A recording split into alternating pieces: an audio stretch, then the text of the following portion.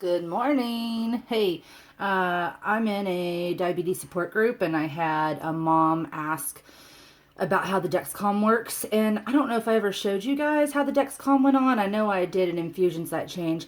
This is a Dexcom right here. This is part of it. This is a transmitter. Do you see it? It hooks into something that goes on my belly and sends a signal to a receiver, which I have just realized I don't know what I did with it.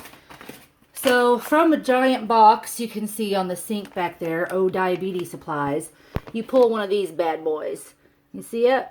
Okay, looks kind of wicked there. So this is what you use to put the transmitter on your body. I'm going to try and go fast here. I have shown this before, but I don't know where that video is. Anyway.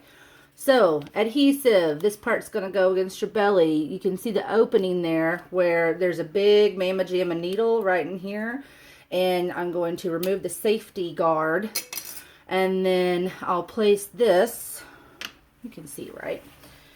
Okay, I'll place this.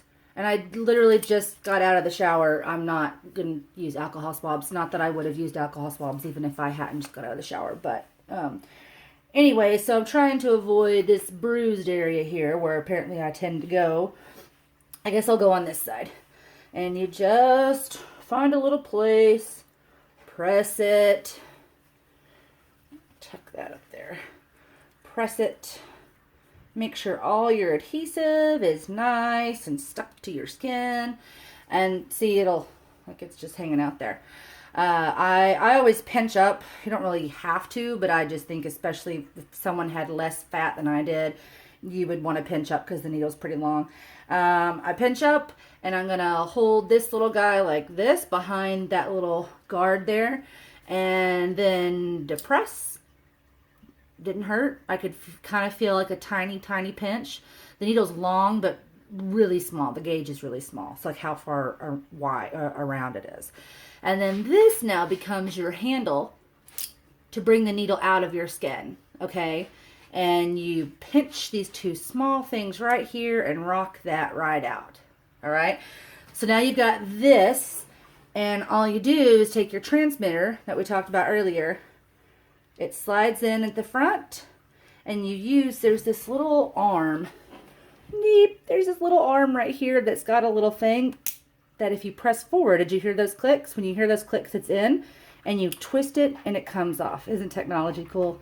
So now I've got my transmitter hooked up, my insulin pump's already on, and I will just find my receiver wherever I put it, and all you do is say like discover or find, you know, when you search with Bluetooth, find transmitter or start sensor or whatever it says.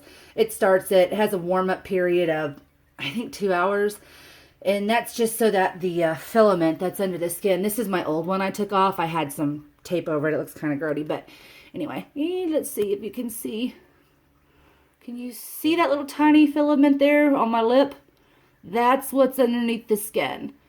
And it's really cool. It stays under the skin. You can leave it in for a long time because it's just sitting there. It's not doing anything. On this little filament, though, some really smart scientists developed a chemical combination that goes on the filament, and when you put it into your body fluid, into your interstitial fluid, it has a chemical reaction, and based on the rate of that chemical reaction going on, then I'm sure it has like an algorithm or something that it goes, oh, if this many particles react in this way, then blood sugar is 105, or what, I don't know, something fancy like that. So then it sends that signal from the transmitter to my receiver, and then I get a number and a trend graph of what my blood sugar is doing. So to those of you that were curious about the Dexcom, I hope that helps. I love mine, and you can link it to your phone, both Android and iPhone. You just have to get the one that has the share capability. I have an older model because I prefer it because it's flatter. The G5 is sticks out just a tiny bit more, has a higher profile. So it's just personal preference, and at some point I'll probably go to the G5. Anyway, mine does not talk with my Medtronic pump, but I don't care because if it did, I don't know that it would really save me any time because The only thing that really impacts is if my blood sugar was already in the pump.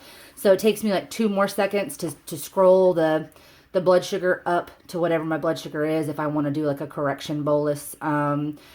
Anyway, yeah, if you have any questions, please ask, and talk to you later.